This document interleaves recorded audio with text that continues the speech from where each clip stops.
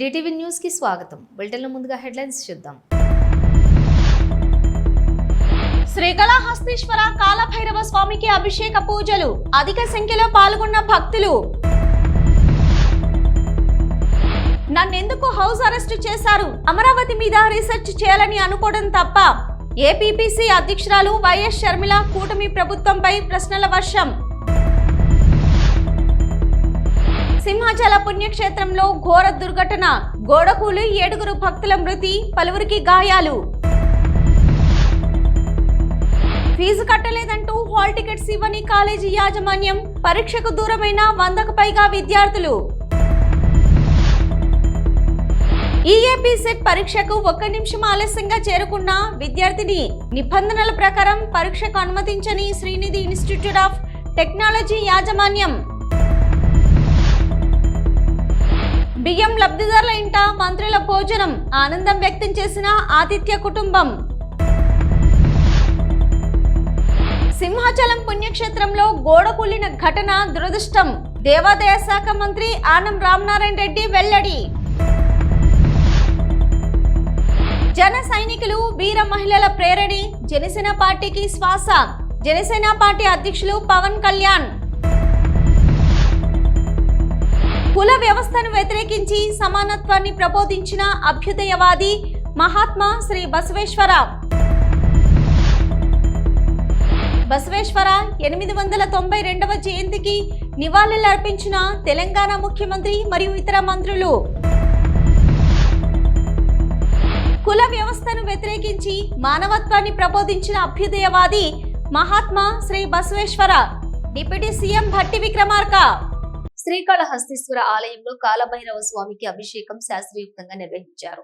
స్వామి అనుగ్రహంతో సకల దోషాలు తొలగించుకునేందుకు భక్తులు కాలభైరవ అభిషేకాలు జరిపించుకున్నారు. స్వామి వారిని దర్శించుకుని భక్తులు తమ మొక్కులు చెల్లించుకున్నారు.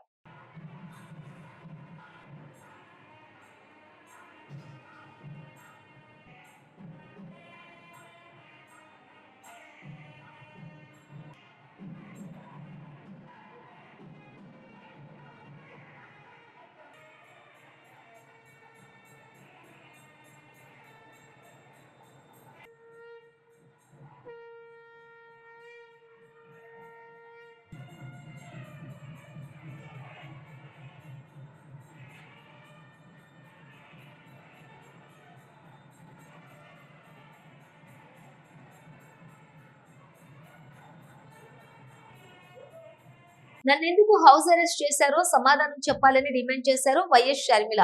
ఒక పార్టీ అధ్యక్షురాలుగా ఉన్న నా మీద ఈ జులుం ఏంటని ప్రశ్నించారు. దీనికి ముఖ్యమంత్రి చంద్రబాబు, హోంమంత్రి అనిత సమాధానం చెప్పాలన్నారు. అమరావతి మన రాజధాని, రాజధాని ఎలా ఉందో చూడటం తప్ప, అమరావతి మీద రీసెర్చ్ చేయాలని అనుకోవడం తప్ప. అమరావతి క్యాపిటల్ కమిటీని కాంగ్రెస్ పార్టీ నుంచి వేశాం. కమిటీ తరపున అమరావతి విజిట్ చేద్దాం అనుకున్నాం. ఒక కమిటీ వేస్తేనే మీకు ఎంత భయమా? అమరావతి రాజధానిలో ఏం దాచాలనుకుంటున్నారు అని ప్రశ్నించారు ఏపీసీసీ అధ్యక్షురాలు వైఎస్ షర్మిల.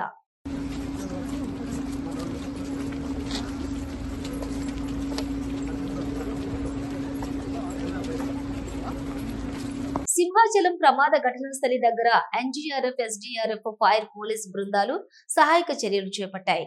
సహాయక చర్యలు దగ్గరుండి పర్యవేక్షిస్తున్నారు హోంమంత్రి వంగలపూడి అనిత, కలెక్టర్ సిపి సెంగబ్రత బాగ్చి.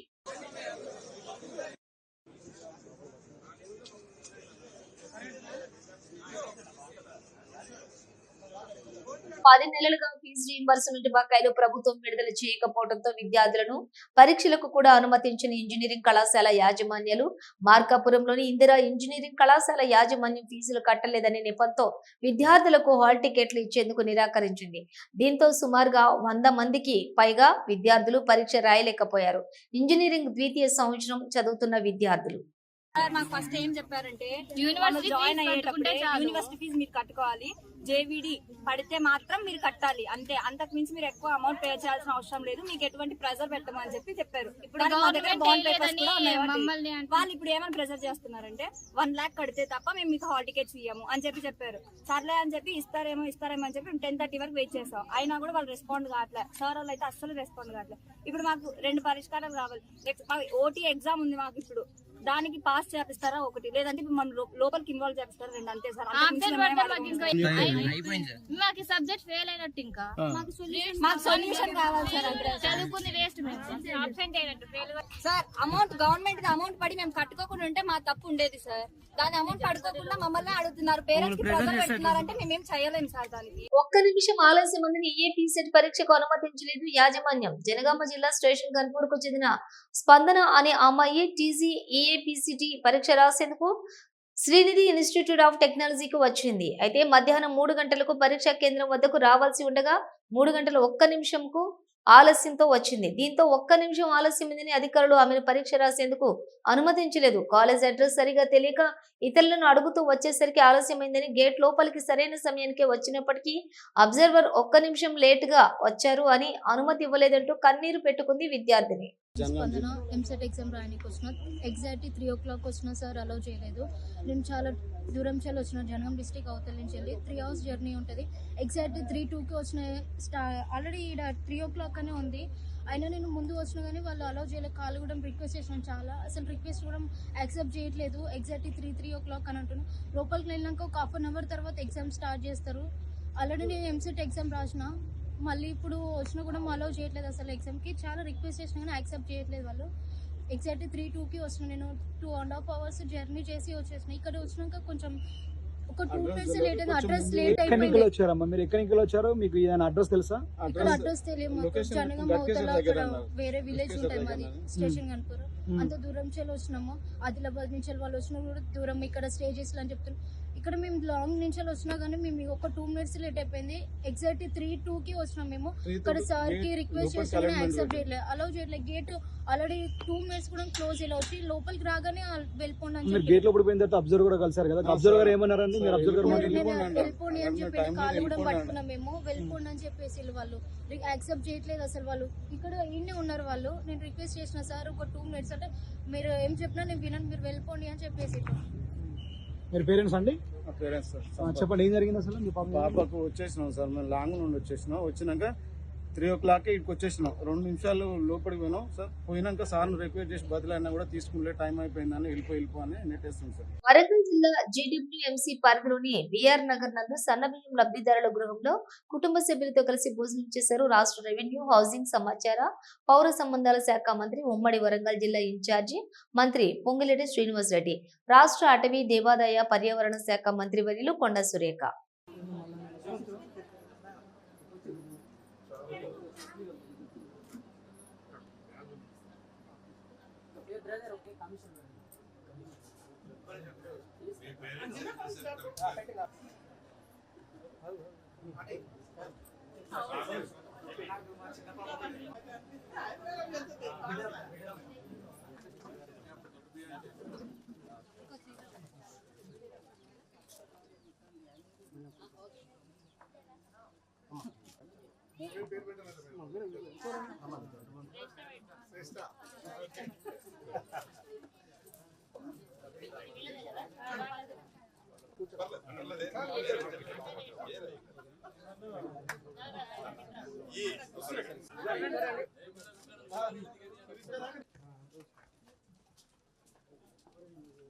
సింహాచలం పుణ్యక్షేత్రంలో గోడ కూలిన ఘటన దురదృష్టకరమని, పిడుగులు, గాలివాన బీభత్సంతో జరిగిన ప్రమాదంగా తెలిపారు దేవాదాయ శాఖ మంత్రి ఆనం రామనారాయణ రెడ్డి. మృతుల కుటుంబాలకు ప్రభుత్వం అండగా ఉంటుందని సీఎం చంద్రబాబు ఆదేశాలతో మృతుల కుటుంబాలకు 25 లక్షల రూపాయలు పరిహారంగా, గాయపడిన వారికి 3 లక్షల రూపాయలు పరిహారం అందించనున్నట్లుగా తెలిపారు ఆనం రామనారాయణ రెడ్డి, దేవాదాయ శాఖ మంత్రి.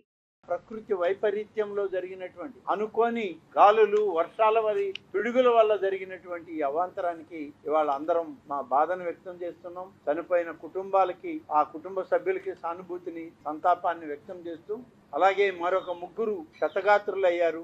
ఆ వాళ్ళకు కూడా పూర్తిగా ప్రభుత్వం అండగా తోడుగా ఉండి ఆ 3కి కూడా మంచి వైద్యం, మెరుగైన వైద్యం చేయించడానికి ఇప్పటికే ఆదేశాలు ఇచ్చాం. ముఖ్యమంత్రి గారి నిర్ణయం, చనిపోయినటువంటి ప్రతి వ్యక్తికి 25 లక్షల లెక్కన ఎక్స్గ్రేషియా రాష్ట్ర ప్రభుత్వం నుంచి దేవాదాయ శాఖకి ఆదేశాలు ఇచ్చారు. చనిపోయినటువంటి వ్యక్తుల్ని ఆ కుటుంబాలకు తెచ్చి ఇవ్వలేము, కానీ కొంతైనా ఈ ప్రభుత్వం వాళ్ళకి తోడుగా ఉండాలి అని చెప్పి గౌరవ ముఖ్యమంత్రి గారు తీసుకున్న నిర్ణయం నిర్ణయం. 25 లక్షల రూపాయలు చనిపోయిన వ్యక్తుల పేరిట ఆ కుటుంబానికి ఇవ్వాలని, గాయాల పాలై ఎవరైతే క్షతగాత్రులుగా ఆసుపత్రిలో వైద్యం చేయించుకుంటున్నారో మొత్తం వైద్యం ప్రభుత్వం దగ్గరుండి మెరుగైన వైద్యం చేయాలని, వారికి కూడా 3 లక్షల రూపాయలు ప్రభుత్వం నుంచి దేవాదాయ శాఖ నుంచి ఇవ్వాలి అని చెప్పి ముఖ్యమంత్రి గారు నిర్ణయం తీసుకొని ఆదేశాలు ఇవ్వడం జరిగింది. సింహాచల పుణ్యక్షేత్రంలోని ఎప్పుడు ఇలాంటి దుర్ఘటన చోటు చేసుకోలేదని ఈ రోజు ఘటన జరగడం చాలా దారుణమని, ఒక పచ్చి గోడకు ఐరన్ సపోర్ట్ వేసి నిర్లక్ష్యంగా ప్రవర్తించడంతో 7 ప్రాణాలను ఈ ప్రభుత్వం పొట్టన పెట్టుకుందని ఆగ్రహం వ్యక్తం చేశారు. మాజీ మంత్రి గుడివాడ అమర్నాథ్ నాణ్యత లేకపోవడం, భక్తులకు సరైన ఏర్పాట్లు చేయకుండా భక్తుల కుటుంబాలను విషాదంలోకి నెట్టేశారని విమర్శించారు. మాజీ మంత్రి గుడివాడ అమర్నాథ్ ఉత్తరాంధ్ర ప్రాంతానికి ఇలవేల్పైనటువంటి శ్రీ వరాహ లక్ష్మీ నరసింహస్వామి వారి చందనోత్సవం అత్యంత పవిత్రమైనటువంటి దినోత్సవం. తిరుపతిలో వైకుంఠ ఏకాదశికి ఎంత విశిష్టత ఉంటుందో సింహాచలం శ్రీ వరాహ లక్ష్మీ నరసింహస్వామి వారి చందనోత్సవానికి అంతే విశిష్టత ఉంటుంది. దాదాపు 2 నుంచి 3 లక్షల మంది భక్తులు కేవలం ఆంధ్రప్రదేశ్ రాష్ట్రం నుంచే కాకుండా ఇతర రాష్ట్రాల నుంచి, అటు ఒరిస్సా కానీ లేకపోతే తెలంగాణ ఇతర ప్రాంతాల నుంచి కూడా పెద్ద ఎత్తున భక్తులు నిజరూప దర్శనానికి వచ్చేటువంటి పరిస్థితులు ఉండేటువంటి పవిత్రమైనటువంటి రోజు ఒకే ఒక రోజు. దీనికి సంబంధించి ఈరోజు జరిగినటువంటి ఘటన 7 భక్తుల్ని పొట్టన పెట్టుకున్నటువంటి విషయాన్ని దేశమంతా కూడా చూసింది. కేవలం ప్రభుత్వం తాలూకా నిర్లక్ష్యం, ప్రభుత్వం తాలూకా చేతకానితనం, ఇంతమంది భక్తులు వస్తారని చెప్పి తెలిసి చేయాల్సినటువంటి ఏర్పాట్లలో కూడా, అంటే చందనోత్సవం అనేటువంటిది ప్రతి సంవత్సరం ఏ రోజు వస్తుంది అనేటువంటిది డిపార్ట్మెంట్ తెలుస్తుంది. ఏ రోజుకి ఏర్పాట్లు అనేటువంటి పూర్తి చేయాలనేటువంటిది అది ప్రభుత్వం తాలూకా బాధ్యత. కేవలం 3 రోజుల 4 రోజుల క్రితం గోడ కట్టి దానికి కనీసం క్యూరింగ్ చేయకుండా, గోడ కట్టాల్సినటువంటి రూల్స్ అండ్ రెగ్యులేషన్స్ ఏవైతే ఉన్నాయో లేదా దానికి సంబంధించిన టెక్నికల్ ప్రొసీజర్స్ ఏవైతే ఉన్నాయో ఏవి ఫాలో అవ్వకుండా కేవలం గోడ కట్టేయాలనేటువంటి ఉద్దేశంతో గోడ కట్టేసి క్యూరింగ్ కూడా చేయకుండా ఈరోజు నిన్న రాత్రి సహజంగా మీ అందరికీ తెలుసు ఆనవాయితీ ప్రకారం, మరి ఆ దేవుడి కృప ఏంటో తెలియదు కానీ చందనోత్సవం అంటే వర్షం అనేటువంటిది ప్రతి చందనోత్సవానికి, ఆ దేవుడి లీలో ఏంటో తెలియదు కానీ ప్రతి సంవత్సరం చందనోత్సవం రోజున వర్షం పడుతుంటది ఈ ప్రాంతంలో అనేటువంటిది ఈ ప్రాంతంలో ఎవరిని అడిగినా చెప్తారు. సరే గాలి వచ్చింది, వాన వచ్చింది, ఇవన్నీ ప్రభుత్వానికి సాకుల్లా కనబడొచ్చు కానీ మీరు చేసినటువంటి ప్రక్రియలో ఆ గోడకి భక్తులకు సంబంధించినటువంటి ఈ టెంట్లు వేయడానికి, ట్రస్సులు వేయడానికి ఏదైతే ఏర్పాట్లు చేశారో ఆ క్యూరింగ్ అవునటువంటి గోడకు తీసుకుని వచ్చి ట్రస్సులన్నీ కూడా తగిలించి దానికి మేకులు కొట్టి పూర్తిగా ఆ గోడను సపోర్ట్ కింద తీసుకొని ఏర్పాట్లన్నీ కూడా చేశారు. ఒక పక్క గాలి, ఒక పక్క ఇప్పుడే పైలా ప్రవీణ్ అని చెప్పి ఇందులో గాయపడినటువంటి యువకుడిని విమ్స్ హాస్పిటల్లో తనని పరామర్శించి రావడం జరిగింది. ప్రత్యక్ష సాక్షి ఆ అబ్బాయిని అడిగాం, ఏం జరిగింది, ఎలా జరిగింది ఏంటి అని అంటే క్లియర్ చెప్పాడు. సార్, పెద్ద గాలి వేసింది, గోడ ఫ్లెక్స్ ఊగినట్టు ఊగింది సార్, అది ఆ చీకట్లో మాకు లైటింగ్ కూడా లేదు, ఆ టైంలో అది గోడో లేకపోతే ఫ్లెక్సో ఏంటో తెలియలేదు, కళ్ళు మూసి చేసే లోపు మొత్తం గోడ అంతా కూలిపోయింది, కిందన ఉండిపోయారు. నాకేమో ఆ కుర్రాడికేమో ఐరన్ ట్రస్ ఏదైతే ఉంటుందో అది వచ్చి కాలు మీద పడిపోయి ఆ యాంకిల్ బ్రోన్ అనేటువంటిది ఫ్రాక్చర్ అయ్యింది. అంటే క్యూరింగ్ ఉన్నటువంటి గోడకు తీసుకుని వచ్చి ఆ గోడ ఇది కూడా మీరు చూస్తే ఇది కాంక్రీట్ తో సహజంగా మీరు చూడండి, మీరు ఎక్కడన్నా ఆ కొండ చర్యలు ఉన్నటువంటి ప్రాంతంలో రిటైనింగ్ వాల్ కట్టినప్పుడు కాంక్రీట్ వాల్స్ కడతారు. మీరు చూడండి, హనుమంతవాగ్ జంక్షన్ లో కానీ లేకపోతే ఇతర ప్రాంతాల్లో కానీ కొండవాళ్ళ ప్రాంతాలు ఎక్కడున్నా సరే కట్టాల్సినటువంటిది కాంక్రీట్ వాల్. ఇలాంటి ఫ్లై యాష్ బ్రిక్స్ తీసుకొని వచ్చి కడితే ఇది పరిస్థితి. దీని క్యూరింగ్ లేదు, మధ్యలో కావాల్సినటువంటి కాంక్రీట్ పిల్లర్స్ లేవు, క్యూరింగ్ అనేటువంటిది జరగలేదు. దానికి తీసుకొని వచ్చి ఐరన్ ట్రస్లు అన్ని కూడా తీసుకొని వచ్చి ఏర్పాట్లకు సంబంధించినటువంటి అన్ని ఇదే గోడకి వారు కొడితే దీని నాణ్యత ఇది. ఆ చుట్టుపక్కల ఉన్నటువంటి మీరు కూడా పత్రికా సోదరులు కూడా ఉన్నారు ఇందులో, మీరందరూ కూడా దగ్గర నుంచి చూసుంటారు. ఈ పక్కన ఉన్నటువంటి ఏర్పాట్లకు సంబంధించినటువంటి ఏదైతే పెండాల్స్ ఇవన్నీ కట్టారో దీనికి సంబంధించినటువంటి సపోర్ట్ అంతా ఈ గోడ మీద పెట్టారు.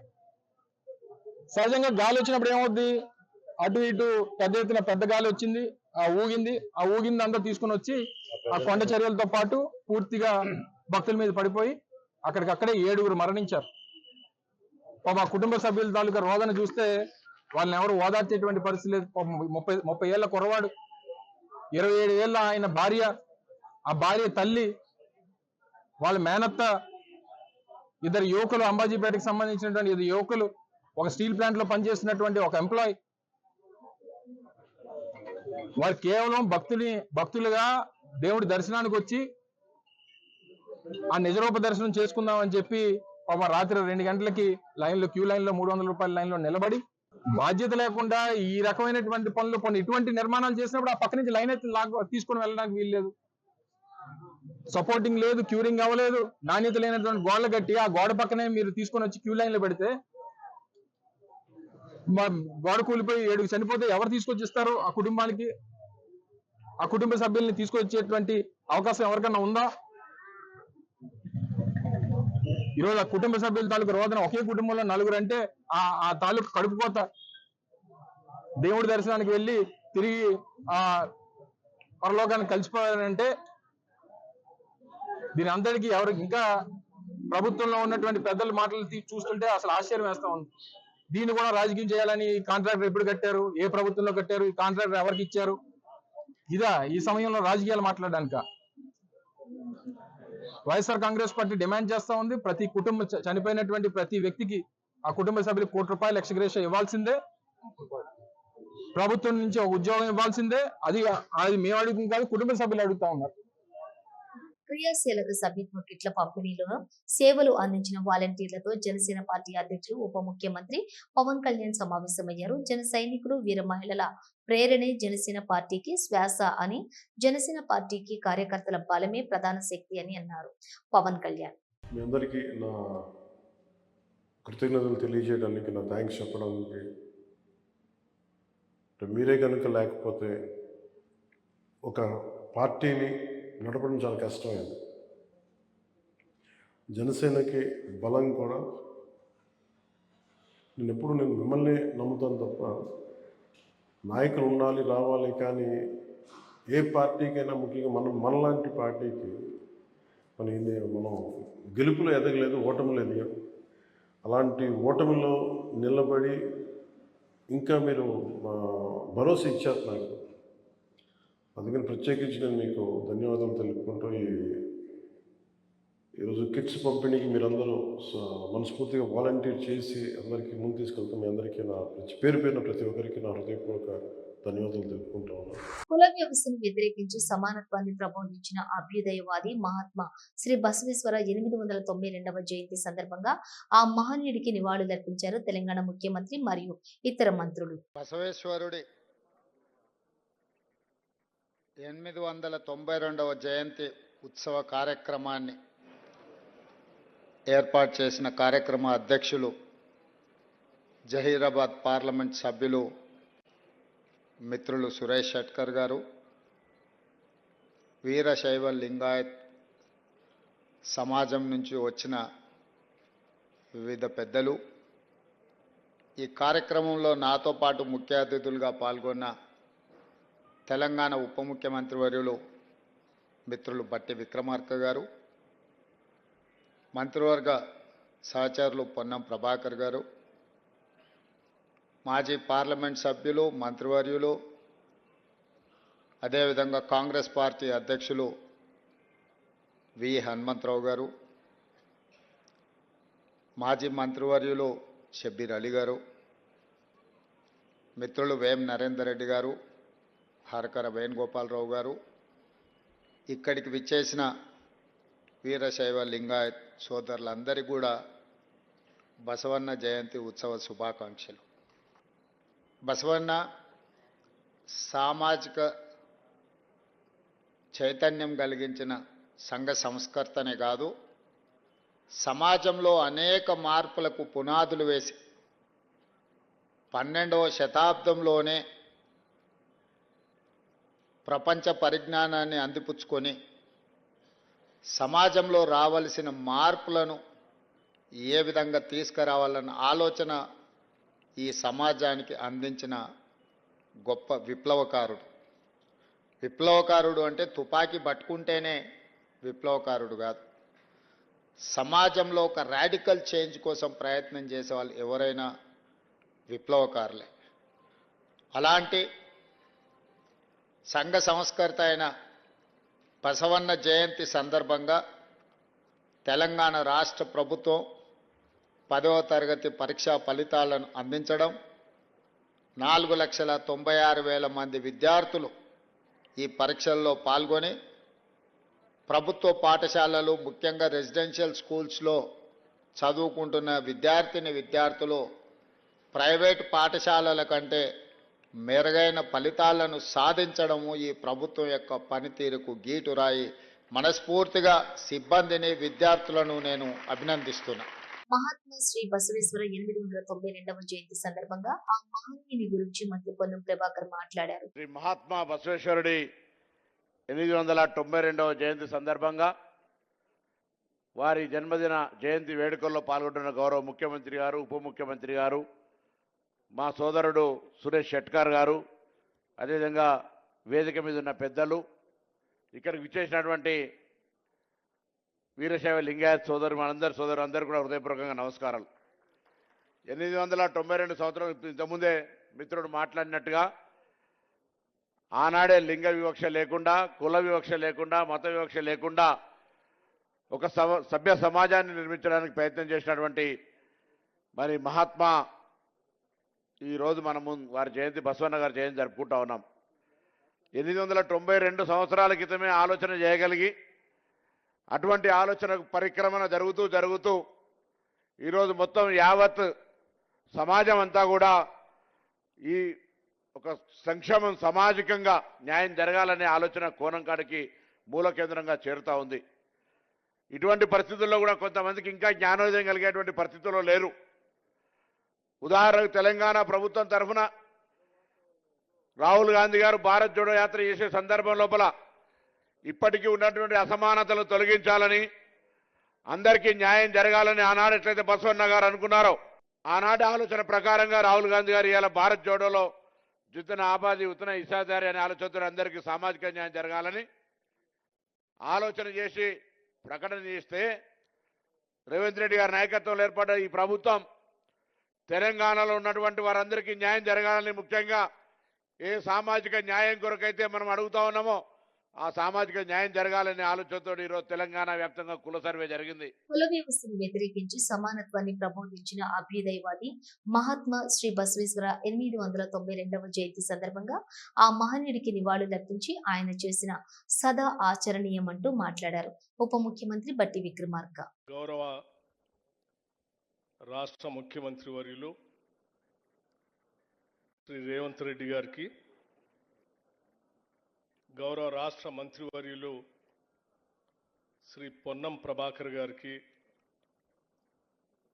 గౌరవ పార్లమెంటు సభ్యులు సురేష్ షెట్కర్ గారికి,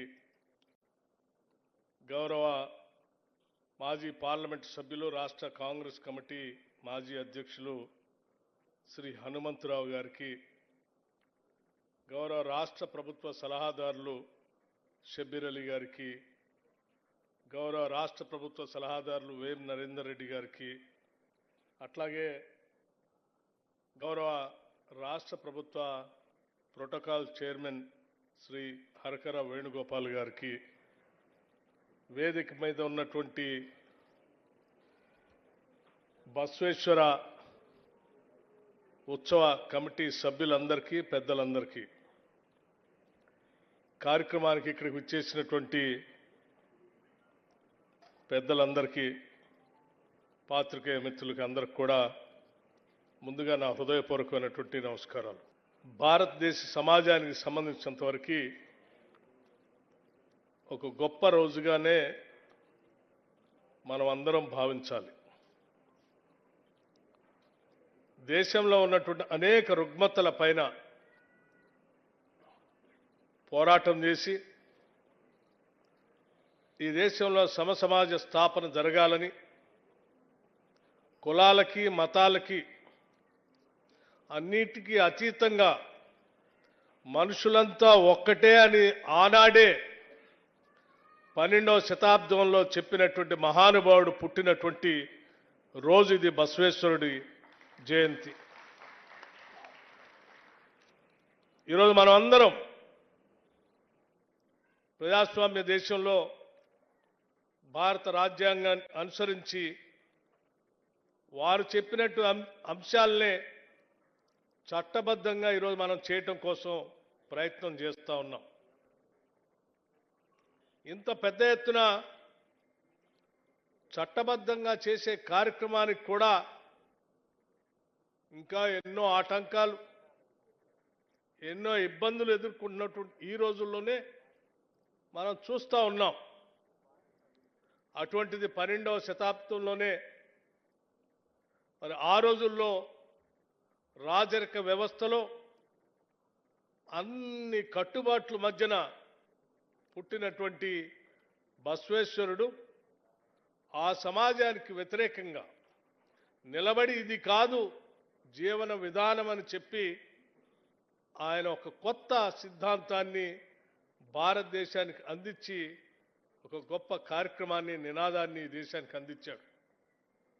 ఈరోజు బసవేశ్వరుడిని మనం ఏదో మతతత్వవేత్తగా చూడటం కోసం కొద్దిమంది ప్రయత్నం చేస్తూ ఉన్నారు. ఇది కరెక్ట్ కాదు. ఆయన మతతత్వవేత్త కంటే కూడా ఒక పెద్ద సోషల్ రిఫార్మిస్ట్, ఒక సామాజిక పరివర్తన కోసం తన జీవితం మొత్తాన్ని అర్పితం చేసినటువంటి నాయకుడు. ఎంత గొప్ప కార్యక్రమాలు చేయటం అంటే వారు చెప్పినటువంటి 3 నినాదాలు కూడా కేవలం సమసమాజ స్థాపన ఒక్కటే కాదు, సమాజంలో పుట్టిన ప్రతి ఒక్కళ్ళు కూడా పనిచేయాలని కూడా చాలా స్పష్టంగా చెప్పారు. ఇది బులెటిన్ విశేషాలు. మరో బులెటిన్ తో మళ్ళీ కలుద్దాం. అంతవరకు చూసి న్యూస్.